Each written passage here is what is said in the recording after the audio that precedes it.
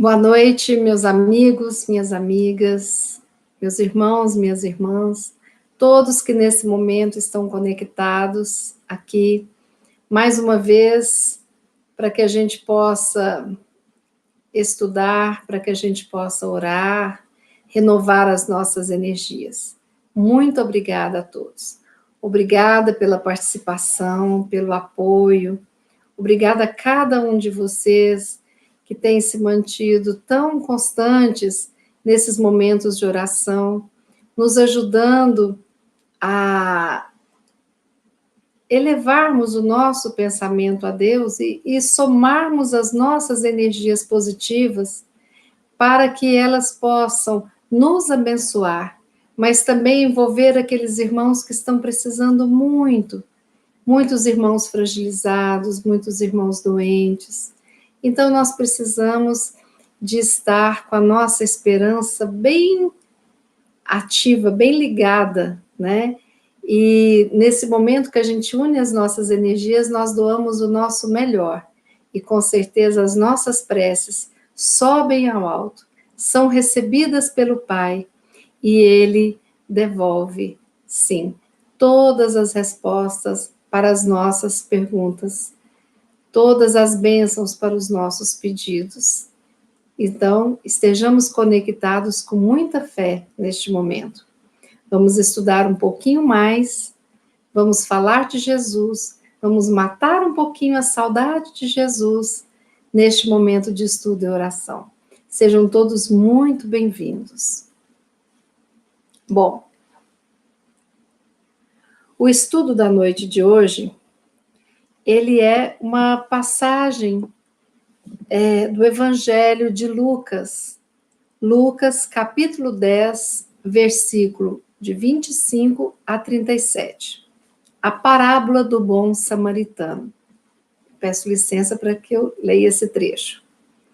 Certa ocasião, um perito da lei levantou-se para pôr Jesus à prova e lhe perguntou: Mestre, o que preciso fazer para herdar a vida eterna? O que está escrito na lei? Respondeu Jesus. Como você a lê? Ele respondeu: Ame o Senhor, seu Deus, de todo o teu coração, de toda a sua alma, de todas as suas forças e de todo o seu entendimento. E ame ao seu próximo como a si mesmo. Disse Jesus: Você respondeu corretamente. Faça isso e viverá. Mas ele, querendo justificar-se, perguntou a Jesus: E quem é o meu próximo? Em resposta, disse Jesus: Um homem descia de Jerusalém para Jericó, quando caiu nas mãos de assaltantes. Esses lhe tiraram as roupas, espancaram-no e se foram, deixando-o quase morto. Aconteceu estar descendo pela mesma estrada um sacerdote. Quando viu o homem, passou pelo outro lado. E assim também um levita, quando chegou ao lugar e o viu, passou para o outro lado. Mas um samaritano, estando de viagem, chegou onde se encontrava o homem, e quando o viu, teve piedade dele. Aproximou-se, enfaixou-lhe as feridas, derramando nelas vinho e óleo. Depois colocou-o sobre o seu próprio animal e levou-o para uma hospedaria e cuidou dele. No dia seguinte, ele deu 2 denários ao hospedeiro e lhe disse: Cuide dele. Quando eu voltar, lhe pagarei todas as despesas que você tiver. Qual destes 3 você acha que foi o próximo do homem que caiu na mão dos assaltantes? Aquele que teve misericórdia dele, respondeu o perito na lei. Jesus lhe disse: Vá e faça o mesmo. Pois bem, nós temos que compreender essa passagem tão maravilhosa. Essa parábola é uma das minhas prediletas, eu gosto muito dela. E nós precisamos, nesse momento, de estarmos aqui, mas precisamos de fazer uma viagem no tempo e no espaço. Precisamos voltar lá na época de Jesus, compreender mais ou menos como que as coisas estavam, como era aquela sociedade da época, para que a gente possa entender verdadeiramente os significados das palavras de Jesus. Pois bem, vamos ao nosso estudo da parábola do samaritano. Não estamos mais no mundo ocidental em 2020. Vamos lá para o ano 30, mais ou menos, né? E 33, e vamos pensar naquela região oriental, na época de Jesus, aquele clima quente, vamos sentindo a presença daquele mestre que andava entre as pessoas, procurando os infortúnios ocultos, curando, falando, trazendo a lei de amor para que nós pudéssemos aprender a amar a Deus, a nós mesmos e ao nosso próximo. Pois bem, aquela época já estava próxima, mais próxima da crucificação de Jesus, quando ocorre esse acontecimento. E Jesus falou para os apóstolos: eu preciso ir a Jerusalém. Naquela época era normal, aproximava-se a Páscoa dos judeus, então era normal as pessoas fazerem a peregrinação, que acontece até hoje. Mas ele falou o seguinte: eu preciso passar a Samaria antes de chegar a Jerusalém. E quem estava com Jesus estranhou. A mesma coisa de eu falar assim: olha, eu preciso de ir a São Paulo para uma feira. Ok, mas vamos antes passar em Manaus, depois nós vamos para São Paulo. Saindo completamente do caminho. Eles acharam estranho, né? Mas Jesus era Jesus, era o mestre. Então, resolveram seguir o desejo de Jesus. Conhecendo o mestre, sabiam que havia um motivo, nem questionavam, mas eles sabiam que ali existia um forte motivo para Jesus dar a volta e passar por Samaria. Porque além de ser um caminho diferente, o caminho era bem mais longo, mais perigoso e também era muito árduo naquele clima, na forma como acontecia. Pois bem, o que pensar, por que fala a parábola do bom samaritano? Né? A mesma coisa da gente falar do bom engenheiro, da boa psicóloga, do bom católico, do bom espírita, né? Do bom brasileiro. O que a gente significa? O que estava significando isso daí? Que havia um samaritano bom. Então, dá uma ideia como se os outros não fossem bons, não é? Mas é porque naquela época, Samaria os samaritanos eram os povos inimigos de Israel. Então, hoje tem judeus e palestinos, naquela época eram os samaritanos, né? Eles tinham como se fosse assim, eles eram a mesma base, mas em um momento dividiu.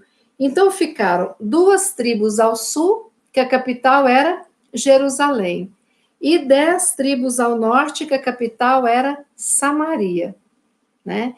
Mais ou menos hoje assim, Coreia do Norte e Sul, aquela, sabe? Então existia uma divisão nessa sociedade. E aí, eles construíram em Samaria um novo templo, para que os samaritanos não necessitassem ir para Jerusalém na peregrinação. Então, era realmente uma época que havia uma divisão, uma cisão. Então, para os judeus que acreditavam que os samaritanos eram seus inimigos, não havia samaritano bom. Então, Jesus usa nessa parábola o exemplo de um samaritano que foi bom. Entenderam? Bom, os apóstolos estranharam, né? Mas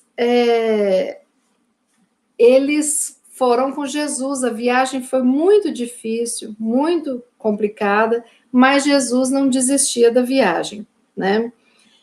Quando eles chegam em Jerusalém, ocorre a Páscoa e a crucificação.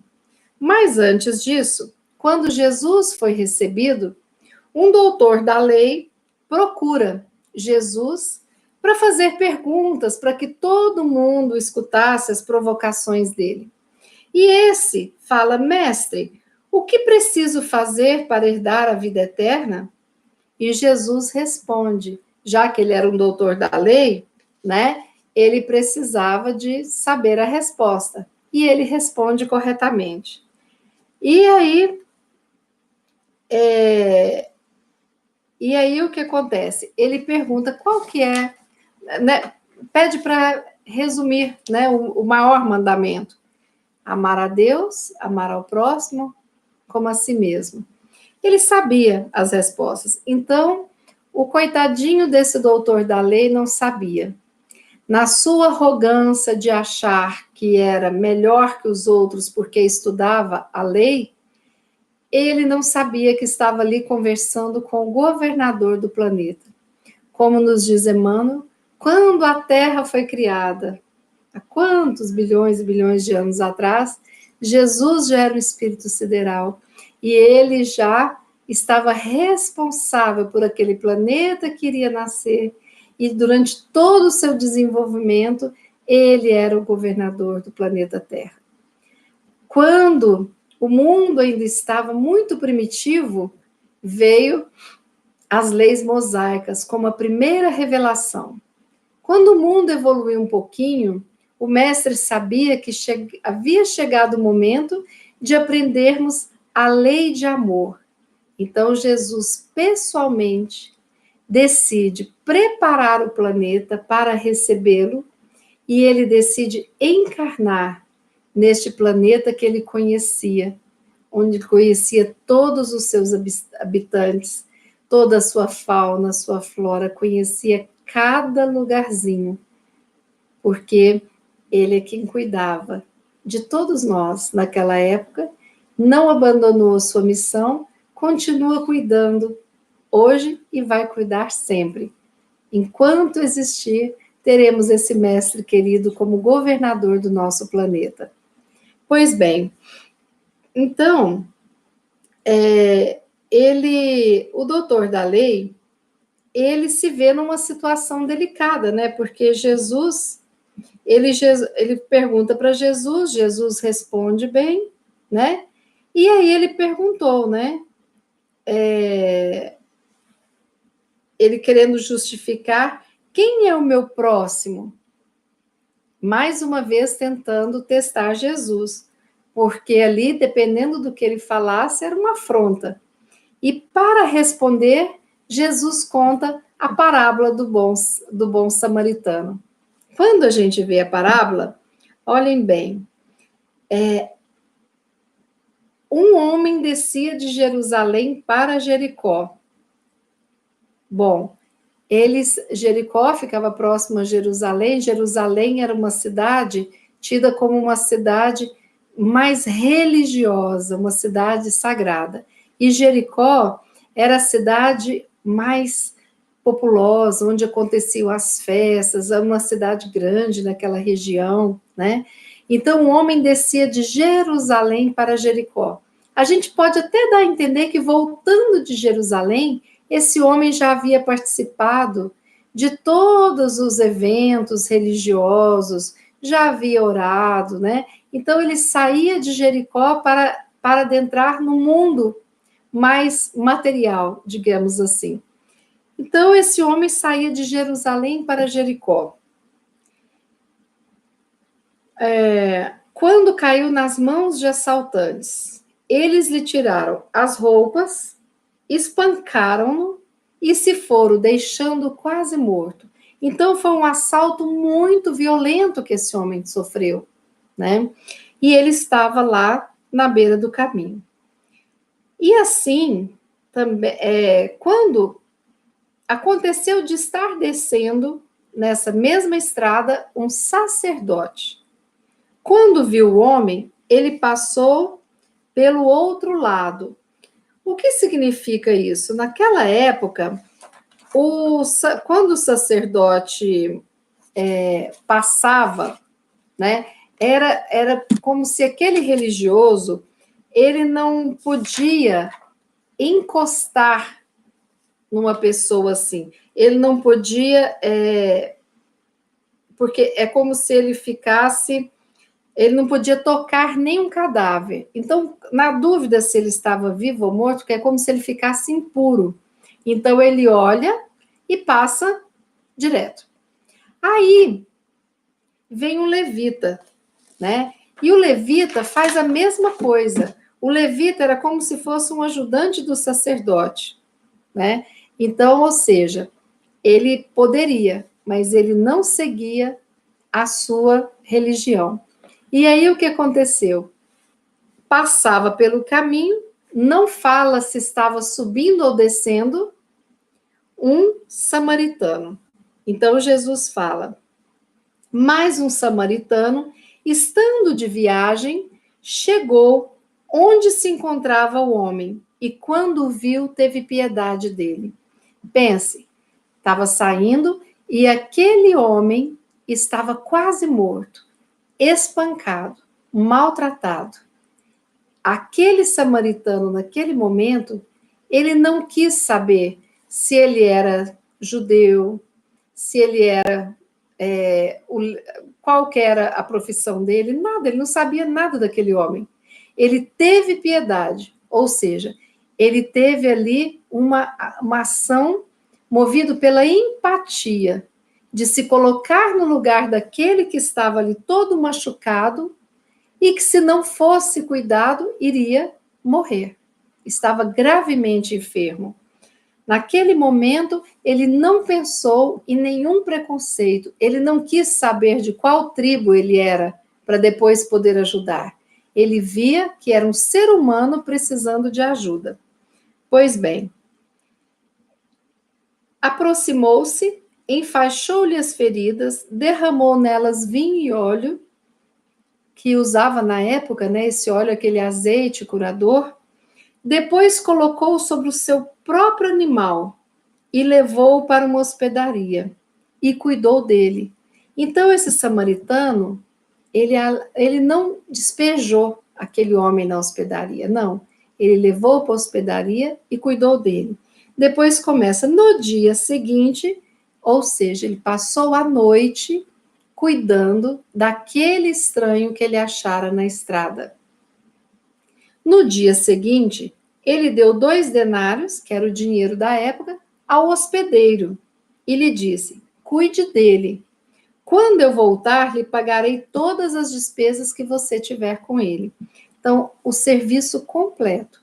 Ele fez a sua parte, ele enxergou um homem ferido que precisava de ajuda, ele coloca no seu próprio animal e aí ele o leva a uma hospedaria, cuida dele durante a noite e só parte no dia seguinte, deixando o hospedeiro cuidar dele, deixa um dinheiro adiantado para que na volta ele pudesse cuidar e perceber como que ele estava, mas ele tinha que seguir a viagem que ele estava falando.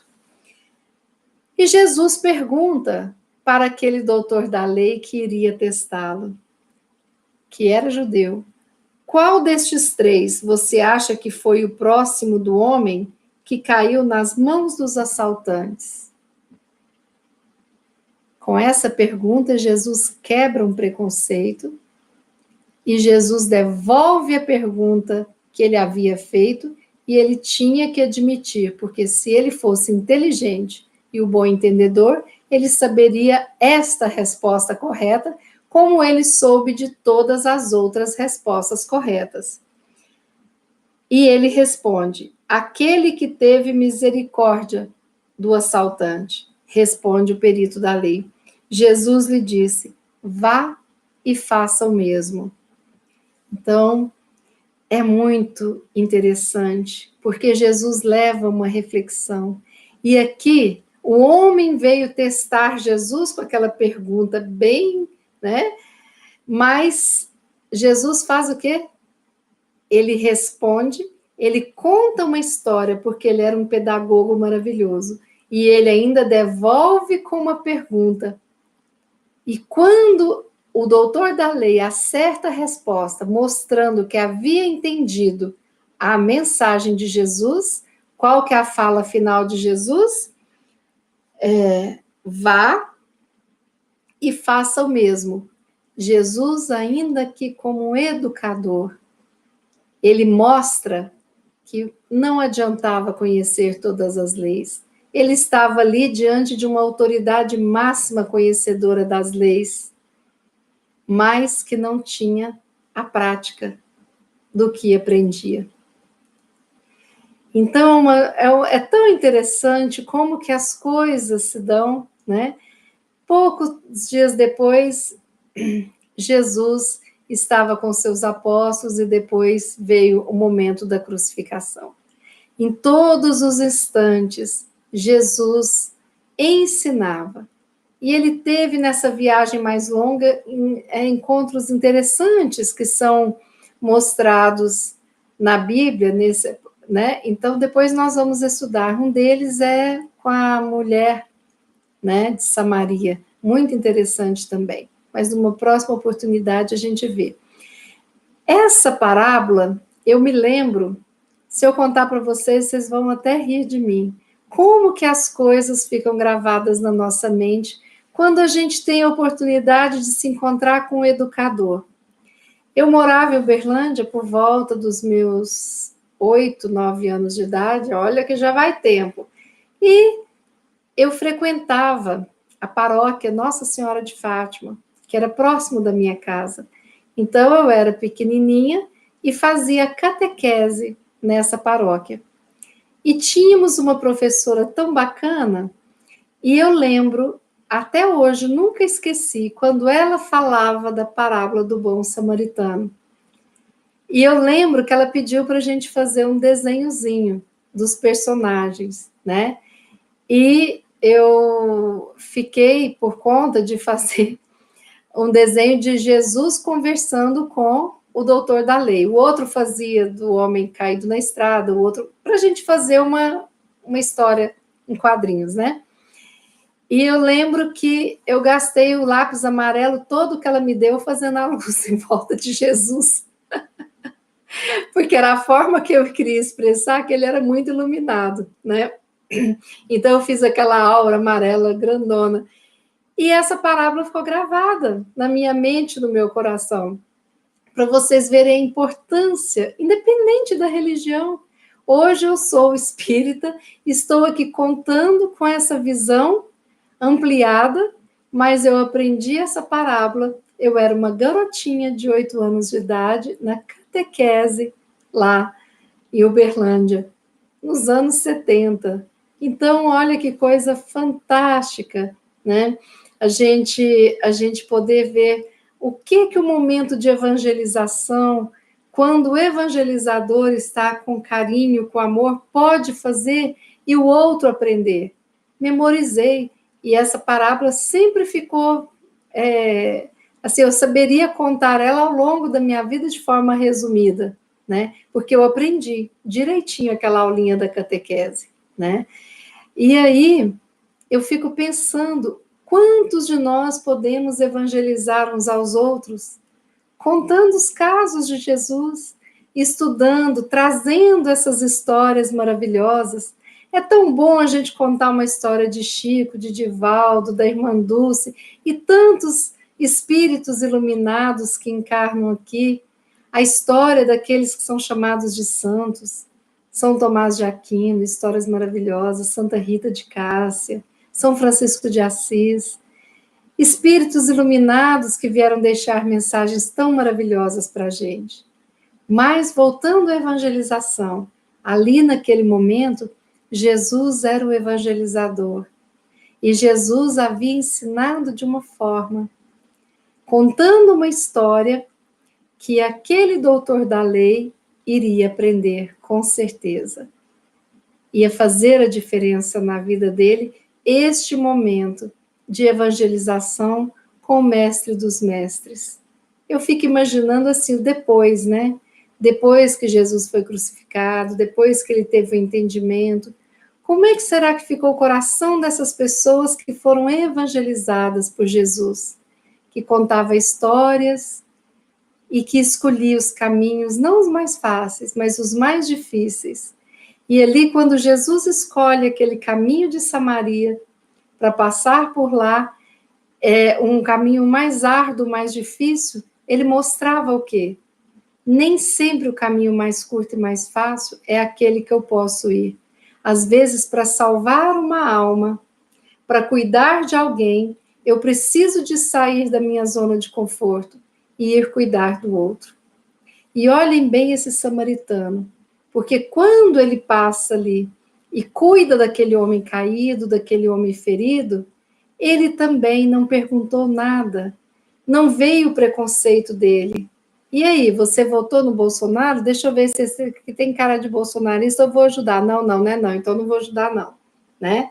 Ou qualquer outro partido. Será que ele fez isso? Não, não fez. Ah, esse aqui? Não. É porque nasce em tal parte do nosso país, eu não gosto daquele povo que nasce em tal lugar. Não, ele não perguntou nada, nada. Ele viu ali um homem caído, que é o que nós devemos fazer, que é o que deveria ocorrer na recepção dos hospitais, na recepção das casas espíritas, das igrejas, dos templos, no nosso trabalho, na nossa vida, na nossa família. Ajudar sempre, para depois a gente se inteirar do que está, de quem é aquela pessoa. E quantas vezes, quando eu ajudo, eu fico pensando depois dessas histórias contadas. Como será que ficou aquele que foi ajudado? Será que ele era samaritano? Será que ele era judeu? Como que ficou a visão dele? E se ele fosse um judeu preconceituoso, saber que quem salvou a vida dele foi um samaritano bondoso. Quanto aprendizado nesses momentos, não é mesmo? Então, a nossa vida está repleta de aprendizados. Nós temos que ter a disponibilidade para querer aprender. E mais outra coisa, Jesus, no final, ele fala, vá e faça o mesmo. O que ele pede? Que o doutor da lei evangelize, mas também que o doutor da lei, ele seja como foi o bom samaritano para o seu próximo. E quem que é o nosso próximo? Nós aprendemos que o nosso próximo é qualquer um que se aproxima de nós. Então, nós temos próximos encarnados e nós temos próximos desencarnados, não é mesmo? E nós temos próximos que são muito amados por nós e temos próximos que a gente não engole, não é mesmo? Digamos, numa sessão de trabalho, eu tenho aquele colega que eu tenho uma afinidade imensa, que eu gosto muito, e tenho aquele que eu tenho uma dificuldade de convivência, que eu não vou com a cara, né? E aí, será que quando eu sou solicitada para ajudar aquele que eu não vou muito com o jeitinho dele, eu ajudo da mesma forma do que aquele que eu admiro muito? Será que nós já fazemos isso? Eu acredito que não. Será que quando nós estamos fazendo uma oração, nós fazemos da mesma forma para alguém que eu não conheço, para alguém que eu conheço? Não. Isso significa que nós ainda estamos no caminho do amor. Um dia perguntaram a Francisco de Assis, Pai Francisco, como que será que vai ser esse momento, o amor universal que o senhor tanto fala? E Francisco de Assis explicava que quando eu amar alguém desconhecido, que mora num país distante, como eu amo meu filho que eu tenho nos meus colos, no meu colo, aí eu terei o amor incondicional e universal, o verdadeiro amor fraterno. Daí a gente pode imaginar o quanto de estrada nesse caminho evolutivo nós ainda temos que caminhar, não é mesmo? Eu tenho sim as minhas dificuldades, eu sei que você também tem, todos nós temos, mas nós precisamos de ir trabalhando essas dificuldades. E quantas vezes a gente não cai do cavalo, não é mesmo? Por que a gente cai do cavalo? Porque nós queremos escolher e estar sempre no comando, acreditando que nós somos sábios o suficiente para saber tudo que é melhor para nós. Ou seja, nós às vezes temos o narizinho empinado, porque nós não temos todas essas respostas. Por vários motivos. Primeiro, porque eu não sei de todas as minhas vidas passadas. Então, muitas vezes, eu vou renascer aqui, perco a minha memória das vidas passadas, por misericórdia divina, e não sei exatamente pelo que eu vou ter que passar. Pensa se eu tenho a consciência, pelos 10, 11 anos de idade, de todas as dificuldades que eu vou passar. Não. Talvez eu não desse conta. Então, chega de uma a uma, e eu vou lidando com cada uma, sempre sob o amparo divino. Não é mesmo? E aí, eu não sou ninguém para julgar ninguém, porque eu não sei da trajetória que essa pessoa fez. Eu não sei nem da minha trajetória. Então, às vezes, nós achamos que sabemos escolher o melhor para nós. Não. Nós sabemos que o que nós devemos buscar e escolher. Mas sempre que nós temos uma pitadinha de preconceito, uma pitadinha de egocentrismo, de orgulho, de vaidade, de egoísmo, nós não estamos fazendo exatamente a mesma escolha. Quando a gente pensa nessa época dessa pandemia, a gente pensa, mas por que que Deus permitiu isso, né, no mundo? Ele permitiu, porque não é castigo, é aprendizado. E nós não podemos ser tolinhos e não aprender com este momento. Um dos grandes aprendizados está sendo a gente trabalhar o nosso controle. Por quê? Porque nós não estamos com controle de nada.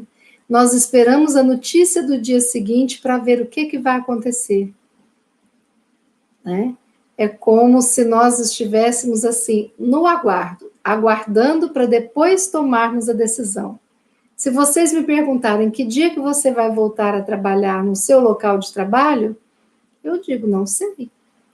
Irei quando estiver segura. Até lá, trabalharei de casa, como eu estou fazendo, né? Quando que vai ser isso? Não sei. E para gente que é bem controlador, essa ansiedade de não saber mata a gente, né? A gente fica muito preocupado. Mas aí nós temos que lembrar o quê? Dos ensinamentos que a gente aprende. Somando desde quando a gente era criancinha até agora os nossos estudos recentes. Quem é que está no comando?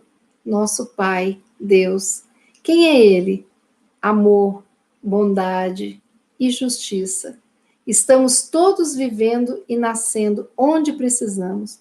Todos nós que estamos vivenciando este momento, fomos convocados e aceitamos a convocação e outros o convite para vivenciarmos essa época que vai marcar a humanidade.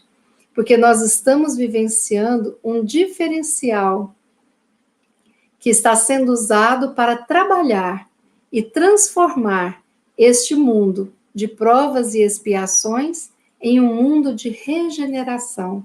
E o que é esse mundo de regeneração? Onde o amor vai imperar. Eu outro dia assisti uma palestra da Maís Braga e ela contava que na década de 70, em 76 mais ou menos, o seu Mário e a dona Irene foram até o Chico convidá-lo para vir para Brasília para participar de um evento aqui. Eles haviam fundado a Comunhão Espírita de Brasília. E o Chico, com aquele jeitinho dele, no início da reunião, falou, olha, eu agradeço muito o convite, mas tem fulano, fulano e fulano tão bons, então vamos fazer o seguinte, vocês vão com eles e eu fico aqui em Uberaba mesmo. E lá estava o seu João Nasser e a esposa dele, que também eram amigos de longa data. Mas durante a reunião, o Chico tinha comando de alguma coisa? Não, ele obedecia. Emmanuel fala, é para você ir. Você tem que ir para Brasília, você vai com eles. Aí o Chico chegou e falou, olha, Emmanuel está pedindo para eu ir, então nós vamos. E foi naquele Opala grandão, o seu João Nascer com a esposa, o seu João, o seu Mário com a esposa e o Chico, né? E vieram para Brasília. Eu não sabia disso, mas ela disse que o grupo de escoteiros fez durante todo o trajeto pontos em que ficavam os escoteiros com bandeiras e fazendo uma homenagem ao Chico. E ele parava em todos esses pontos, quando tinha uma homenagem para ele, e ele ia lá e cuidava, abraçava de um por um e seguia. Então, a viagem, vocês imaginam bem, né? Mais de dia de viagem. Mas, assim, quando chegou com o sol nascendo e ele falou, antes de ir ao local, vamos dar uma volta pelas ruas de Brasília. E ele foi andando aqui e ali, e ele contou para eles que Brasília foi criada por Juscelino, que foi tido como um louco, mas que antes dele encarnar, 50 anos antes, ele estava com a equipe espiritual, fazendo ali todo o projeto de arquitetura, de construção, e ele estava participando daquela equipe.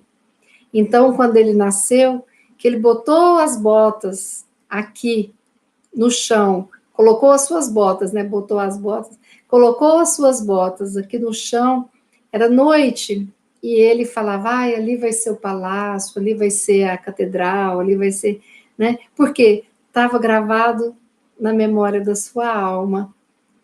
E aí o Chico olhava e falava, vai chegar uma época que Brasília vai sediar os grandes encontros dos grandes líderes espirituais.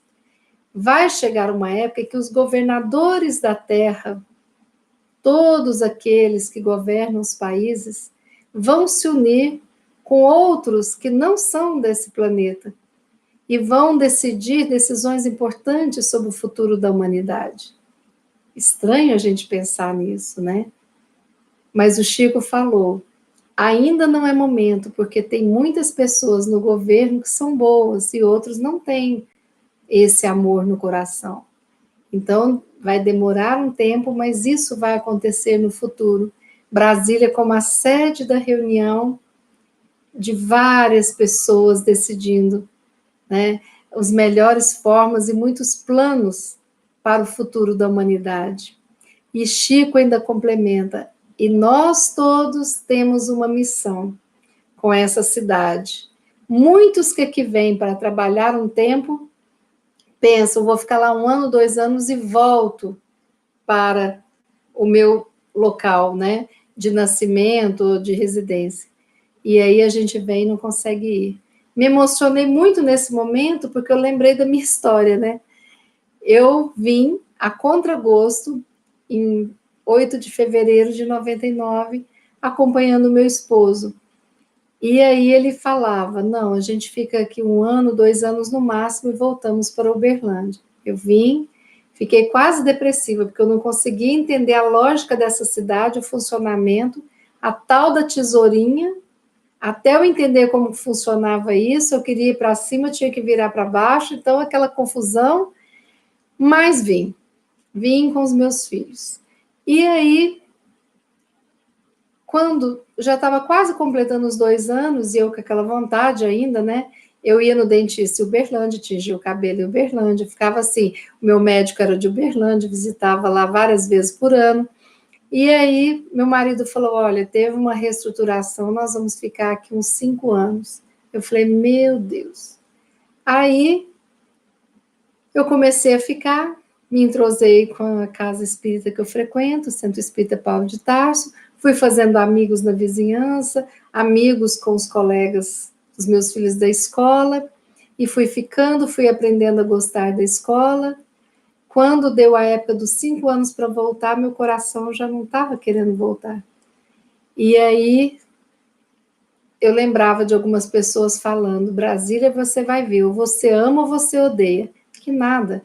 Eu cheguei aqui odiando, não gostava, não entendia nada, achava tudo estranho, e depois eu comecei a gostar, e hoje eu percebo que eu moro na cidade mais linda que eu conheço, com esses gramados maravilhosos, e que tem o pôr do sol mais maravilhoso do mundo, uma cidade diferente, com moradores íntegros, bacanas, e muitos que vêm em busca de um poder estão enganados, ainda desconhecem o amor. Mas graças ao bom Deus, eu tenho inúmeros amigos aqui que eu reencontrei de outras vidas. Foram reencontros. E tem amigos que eu vou levar para todas as minhas vidas futuras também. E aí, lembrando do Chico, falando aquilo ali, eu penso, olha o amparo divino. Em 76, Chico falava coisas, e ele foi falando muitas coisas depois que aconteceram, que Emmanuel contava para ele, e eu falei, que coisa fantástica. Olha o amparo divino, tudo planejado, programado. E tem notícias de que ele quer reencarnar no Brasil de novo e que quer exercer um cargo, né, no governo, sim, brasileiro, para ajudar a alavancar o Brasil, né? Os planejamentos que são divinos, nós não sabemos dizer.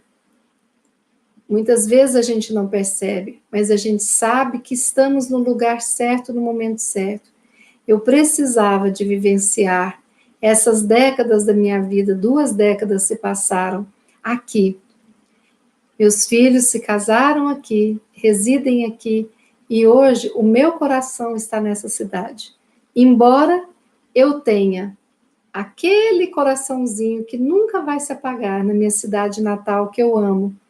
Tenho amigas que eu tenho há mais de 40 anos, tenho amigas de 50 anos, e amo demais. Mas eu sinto que eu tenho um compromisso com essa cidade, que se tornou a minha cidade. Isso é maravilhoso. Então, as fronteiras não existem. O que nós precisamos é de trabalhar os nossos preconceitos. E quando estivermos em momentos difíceis, nós temos que buscar o conteúdo interno que está gravado na nossa alma para que facilite a nossa caminhada. Como eu, aos 8 anos, memorizei com a minha alma a parábola do bom samaritano, quantas outras mensagens nós podemos memorizar? Olhem que oportunidade maravilhosa este canal de estudo e oração tem nos dado, com leituras de livros maravilhosos, livros espíritas aprovados pela doutrina, e que nos dão ensinamentos e nos colocam essa bagagem emocional e espiritual. Não é para ficar guardada mofando, é para que a gente utilize em todos os momentos em que a dor nos visita, a angústia nos visita, a doença nos visita. Então, o que devemos fazer? Nós devemos ajudar o próximo, sempre. E o que mais? Ajudar a nós mesmos nos nossos momentos. Nós devemos de amar, não nos julgarmos, sermos mais amorosos, compreendermos mais os nossos erros. Eu tenho coisas que eu fiz que eu tenho muita vergonha hoje, erradas. Eu tenho vergonha de gritos que eu dei, eu tenho vergonha de impaciências que eu tive, sabe? Eu tenho vergonha de julgamentos que eu fiz, de papéis que eu não cumpri bem, mas ao mesmo tempo eu sei que naquela época eu acreditava que estava fazendo o melhor. Era ignorância. Então, aquele que chega perto da gente e que a gente não consegue visualizar o amor no seu coração, ele é um ignorante. Ele não aprendeu a amar nem o tantinho que a gente já aprendeu. E ele merece o quê? Amor. Existe um ditado que fala: me ame quando eu menos merecer, pois é quando eu mais preciso. E isso vale a pena. Então, nós precisamos de aprender a perdoar. Nós precisamos de aprender a usar toda essa nossa bagagem para aplicar nos nossos momentos de ansiedade, de dor. E agora, o que vai acontecer? Não sei. Muitas pessoas vão desencarnar? Sim, muitas pessoas vão desencarnar. E Divaldo nos relata, para tranquilizar o nosso coração, que os nossos irmãos que estão desencarnando estão sendo recebidos com muito amor no plano espiritual. Muita gratidão das equipes por terem aceitado, né? estar vivenciando este momento com a humanidade. Se nós vamos desencarnar, não sei, mas que tenhamos um bom desencarne. Se nós vamos viver, quero, desejo, acredito. Não me vejo contaminada, não me vejo desencarnando, não. A esperança habita meu coração, a vontade de viver, sim. Então, eu não me desespero, eu me entristeço, olhando o que os nossos outros irmãos passam. Eu choro quando vejo a entrevista de uma mãe que perdeu seu filho e não pôde se despedir com um beijo, um abraço. Sim, eu choro. Eu choro quando vejo as pessoas em filas longas de centenas de pessoas para poder fazer um teste, para poder pegar R$ 600. Sim, então nós vemos muitas mazelas, mas neste momento eu preciso de acreditar que Deus provê amor e que Deus está no comando e que a dor é o último recurso de aprendizagem que Ele utiliza para nos levar por um caminho que nós precisamos de seguir. Se nós estamos sendo cerceados, se nós estamos tendo essa cerquinha que nos impede de ir para onde a gente quer, nós precisamos de compreender que é chegada a hora da escolha do caminho que eu devo conduzir. Qual caminho vai ser o melhor para mim? E para que essa escolha seja consciente, eu preciso de compreender o que cada caminho me oferece na vida. Quantos aprendizados nós podemos ter nessa época de pandemia? Nós podemos aprender a orar, se não o fazíamos. Nós podemos aprender a ler mensagens edificantes, se não tínhamos esse hábito. Nós podemos assistir os vídeos que são ofertados, que tratam da nossa mente, do nosso corpo, do nosso espírito. Nós podemos lembrar das pessoas que necessitam da nossa ajuda física e moral. Nós precisamos de ir atrás dos infortúnios ocultos, daqueles que não estão nas pontes, nas estradas, mas que estão com renda zero, necessitando de um auxílio nesse momento. Nós temos que saber quem nós podemos ajudar neste momento. E nós precisamos de estar atentos aos nossos valores, aos nossos conceitos, aos nossos preconceitos, para que a gente possa trabalhar o mal que existe dentro de nós ainda e enxergarmos aquele que foi assaltado como nosso irmão, sem perguntar qual é a sua casta, qual a sua profissão, quem é você. É um ser humano e por isso merece ser amado. Que nós possamos amar aqueles que nos cercam com todo carinho, com toda dedicação, porque o amor, ele implica em dedicação. É impossível amar sem se dedicar. Impossível. Então, que nós possamos refletir sobre essa mensagem da noite de hoje. Quem somos nós? Se fôssemos o assaltado, como reagiríamos a essa ajuda? E a gratidão? Seríamos ingratos de não agradecer? Ou somos gratos por todos aqueles que nos ajudam em algum momento? Somos gratos onde os defeitos de quem ajuda ficam em 10º plano, mas a bondade que ele faz para com a gente se destaca. Será que nós somos o bom samaritano ou somos o mal religioso? Quem somos nós nas estradas da vida? Esse papel nós precisamos assumir. Essa decisão é nossa. Que possamos ser como os bons samaritanos, como o bom samaritano foi, que possamos seguir Jesus e diante de qualquer dúvida nos remetermos a Ele. Confiemos no Pai, que nos enviou Jesus para governar o nosso planeta Terra. Confiemos em Jesus, que trouxe inúmeros amigos, seguidores, espíritos de luz para nos mostrar o que é viver o cristianismo com toda a sua força. Confiamos nesses espíritos iluminados que vieram nos dar a honra de habitarmos a mesma escola de aprendizado. Confiemos nos nossos familiares que nos acolhem na família. Agradeçamos aos nossos antepassados que permitiram que a gente tivesse a vida que a gente tem e que a gente precisa para evoluir. Agradeçamos ao nosso anjo da guarda, esse espírito querido que nos acompanha mesmo antes de encarnarmos nessa vida. Agradeçamos os amigos queridos que são colocados na nossa estrada, que já conhecemos de tantas vidas e que escolhemos para viver, que são como irmãos.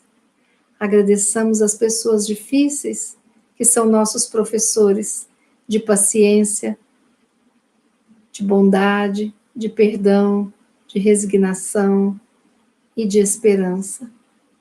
Agradeçamos aos espíritos desencarnados que nos acompanham, cuidando de nós, e aqueles que nos perseguem pelo mal que já fizemos, pois eles nos lembram a nossa origem, e o nosso passado foi de muita violência, de muita ignorância, não conhecíamos o amor. Obrigada a esses irmãos que nos chamam a atenção de onde viemos e onde estamos, para agradecermos ao Pai a possibilidade que nos deu de tantas vidas para evoluirmos. E oremos por eles para que encontrem o caminho da luz. Oremos por nós, para que tenhamos forças de seguir adiante, para que possamos sempre fazer o nosso melhor, por mais que seja difícil. Oremos pelo nosso próximo, por todos os que sofrem, mas hoje em especial, nós queremos pedir por cada um que está enfrentando um problema físico, espiritual, onde a doença está se instalando. Vamos pedir por todos para que o Dr. Bezerra, comandando essas equipes maravilhosas de cura, possa ir até o lar de cada um, cuidar, abençoar, tratar da melhor forma possível. Que cada um possa pensar naquilo que está te afligindo agora, sentindo a presença do mestre amigo, ele que disse que onde houvesse 2 ou mais pessoas reunidas em seu nome, ali ele estaria. Jesus está conosco e temos a bondade de Dr. Bezerra, comandando tantas equipes de cura, tantos médicos, tantos mentores maravilhosos, indo em cada lar, em cada coração oprimido. Não peçamos que nos tire da prova, não. Peçamos força, peçamos cura, saúde, bondade. Vibremos aquela cura não apenas do nosso corpo físico, mas a cura do nosso espírito, de todo sentimento de maldade. Assim estaremos próximos desse mestre querido. E que possa cada um de vocês sentirem-se abraçados por esses mentores queridos que estão nos envolvendo neste momento. Sintam-se fortalecidos, não desistam jamais. Todas as dificuldades passam, toda doença passa, toda dificuldade financeira vai passar. Essa vida vai passar. Outras vidas maravilhosas virão, outros aprendizados virão. Que possamos continuar encarnados, felizes e gratos, com o desejo de fazermos o melhor pelos nossos irmãos, mas também por nós. Cuidemos da nossa saúde física e espiritual, para que possamos seguir por muitos e muitos anos neste trabalho bendito da Seara, e que possamos juntos aprender e seguirmos juntos nessa estrada evolutiva, sendo coleguinhas. É muito bom ter vocês como coleguinhas, então sigamos juntos, para que a gente, numa próxima vida, possa vir juntos também nessa missão de estudarmos, de orarmos, de evoluirmos, de nos conhecermos melhor e de conhecermos melhor aqueles que convivem conosco. Vamos fazer a oração que Jesus nos ensinou para que a gente finalize o nosso momento de estudo e oração e agradecer por estarmos aqui conectados. Pai nosso que estais nos céus, santificado seja o vosso nome. Venha a nós o vosso reino, seja feita a vossa vontade, assim na terra como no céu. O pão nosso de cada dia dai-nos hoje, Senhor. Perdoai as nossas dívidas, assim como nós perdoamos aos nossos devedores. E não nos deixeis cair em tentações, mas livrai-nos de todo o mal. Obrigada, Pai. Obrigada, Jesus. Obrigada, Mãe Santíssima. Com essa prece, nós finalizamos mais um momento de estudo e oração. Obrigada a você que ficou comigo este tempão, 50 e poucos minutos, que a gente estuda, a gente fala, a gente conta um caso, e assim nós ficamos juntinhos, trocando essa energia maravilhosa. E todos nós recebemos essas energias salutares, e que bom que nós podemos também doar um pouquinho de nós, da nossa luz, para aqueles que estão necessitando mais ainda deste aconchego do que nós. Que o nosso Mestre Jesus nos ampare, nos abençoe, tenhamos uma noite maravilhosa de descanso, de paz e de harmonia, e que amanhã, sob o alvorecer de um novo dia, nós possamos agradecer a chance de um novo dia para fazermos algo diferente, que possa nos ajudar na nossa evolução e ajudar o nosso próximo. Seja um telefonema, um abraço, um sorriso, seja uma palavra carinhosa, qualquer que for a nossa ação, que seja pautada no amor. Boa noite, amigos. Obrigada pelas mensagens carinhosas no chat, obrigada pelas mensagens no WhatsApp, obrigada pelas curtidas, obrigada por se inscreverem no nosso canal, obrigada por estarmos aqui juntinhos e proporcionarem este momento de comunhão, de amor, de paz e da alegria de estarmos juntos, através dos nossos sentimentos, da nossa energia. Deus nos abençoe a todos. Fiquemos em paz. Uma boa noite a todos.